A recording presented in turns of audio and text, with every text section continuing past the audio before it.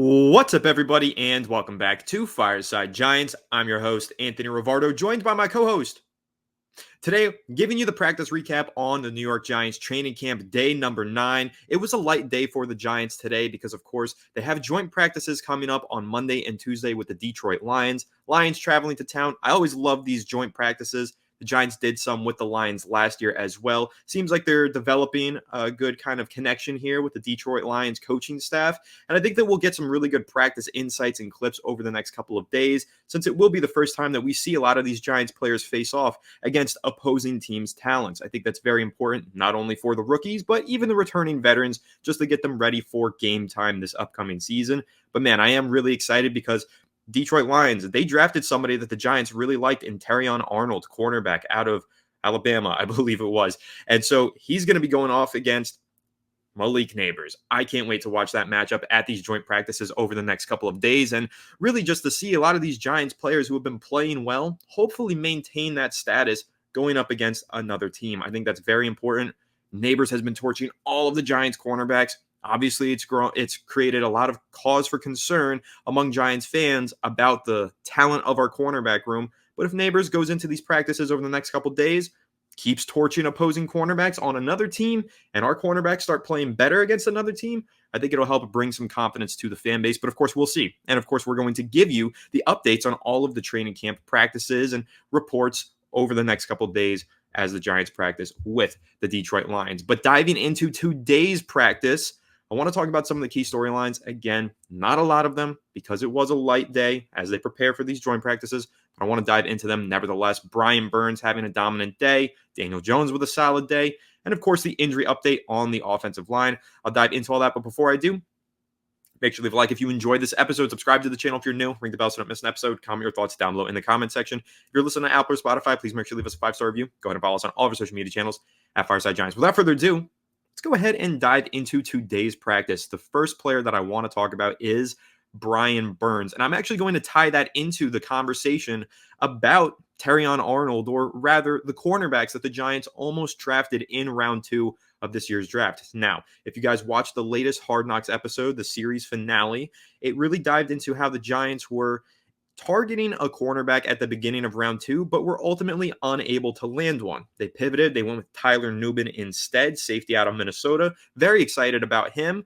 But the fact of the matter is, they really wanted to try and get defensive coordinator Shane Bowen a CB2.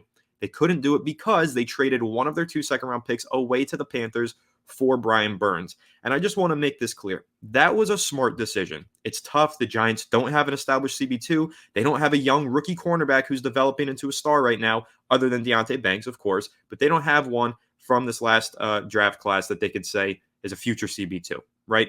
But that's okay because weigh the impact potentially of a rookie cornerback versus Brian Burns. This season, who would have a larger impact on the New York Giants defense? A rookie 21, 22-year-old cornerback trying to get his feet wet at the NFL level at the cornerback position, one of the toughest to play in the league? Or Brian Burns, a 2-time Pro Bowler who's had double-digit sacks in more than one season of his career?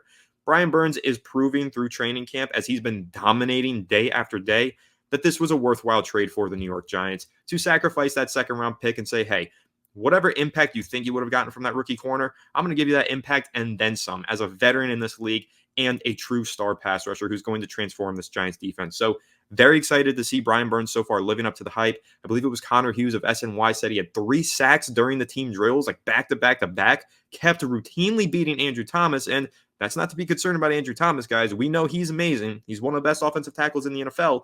That's just to say, man, Brian Burns could be one of the best pass rushers in the NFL now that he's playing in a better defense that the Giants have compared to what he was in with the Carolina Panthers. So really excited about this Giants defensive line. As you guys know, I think it could be among the top in the NFL. Burns, Thibodeau, Dexter Lawrence, and even rotating in with Azeez Ojulari, the potential is sky high. But Brian Burns, a dominant day of practice. He's had a lot of great days of practice.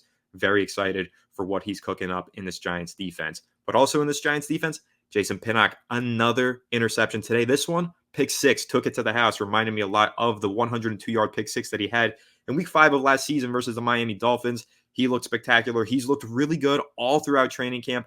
Very excited about Jason Pinnock. Another great day for him. And really, the Giants defense seemed to have a decent day. but also so did Daniel Jones. I believe he only had 2 incompletions today. Again, a light day. He was only 7 of 9 passing, only 9 attempts. They didn't do a whole lot, really just a lot of walkthroughs and jogging and stretching. Again, not too much to report on, but Daniel Jones continuing a string of solid practices.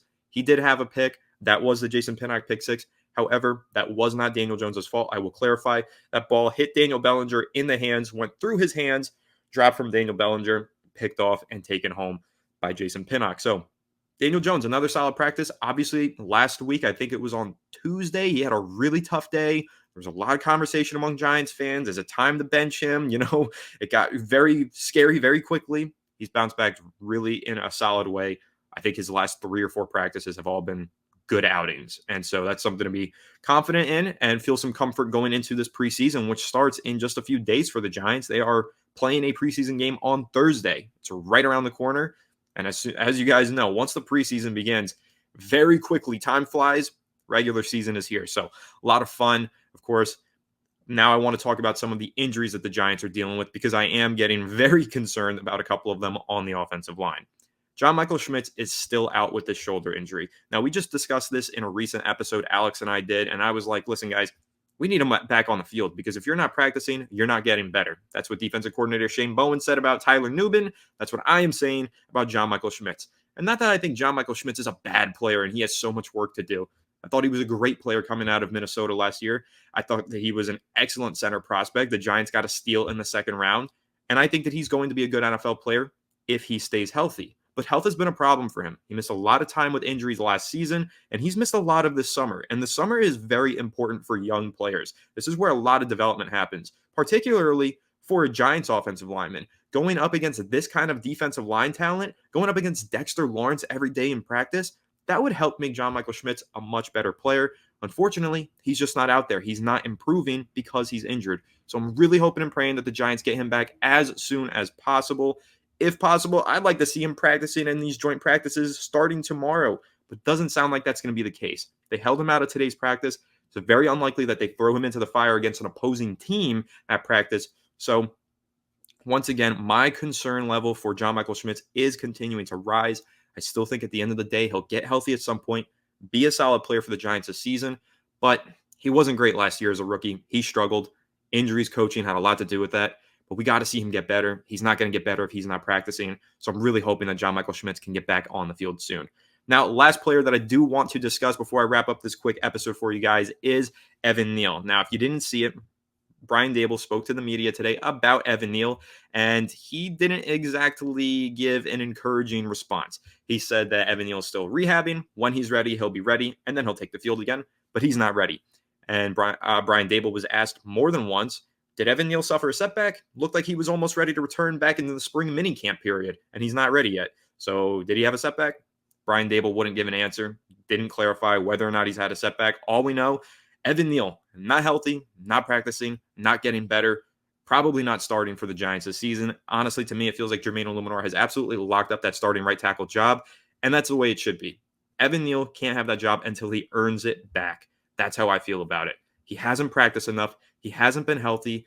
And I get it, guys. Like a lot of people, I commented today on Twitter and I said, I've lost all faith in Evan Neal.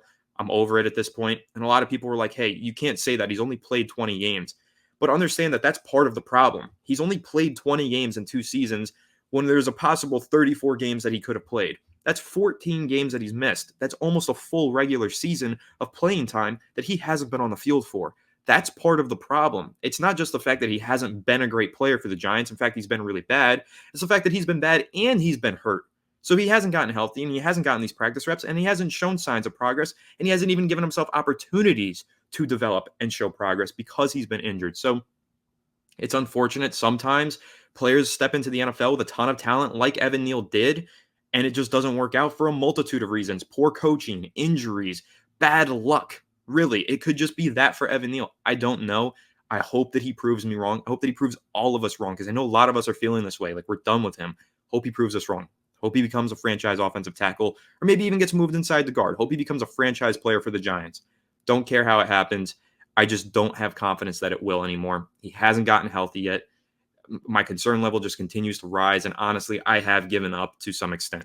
So hopefully he returns. And one last point on Evan Neal, Brian Dable did say when he does return to practice, he'll be playing offensive tackle, not guard. They want to continue to develop him at tackle.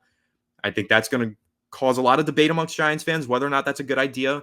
Again, I think that it's smart for them to have him practice one position and master that. But at the same time, the Giants have a good right tackle right now in Jermaine Illuminor. Maybe they got to see what Evan Neal can do at guard. They got to find a way to save his career because unless he gets healthy and just steps in and dominates at right tackle, I just don't see how we're turning this around. And Giants invested a 7th overall pick in him in 2022. I'd like to see this investment pay off. But again, it's going to be tough. So that's pretty much the recap on practice today. Not a whole lot. Wan'Dale Robinson had a touchdown. Malik Neighbors, of course, had a few receptions. And Drew Lock hit Isaiah Hodgins for a couple receptions downfield. So that's really it, though. Not a whole lot to report. Again, a light day. Giants practicing with the Detroit Lions for the next 2 days. And, of course, we'll be recapping that, giving you the takeaways right here on Fireside Giants. So make sure to leave a like if you enjoyed this episode. Subscribe to the channel if you're new. Ring the bell so you don't miss an episode. And comment your thoughts down below in the comment section. If you're listening on Apple or Spotify, please make sure to leave us a 5-star review. Go ahead and follow us on all of our social media channels at Fireside Giants. Without further ado, we'll catch you on the next one. Have a good one, and let's go Giants.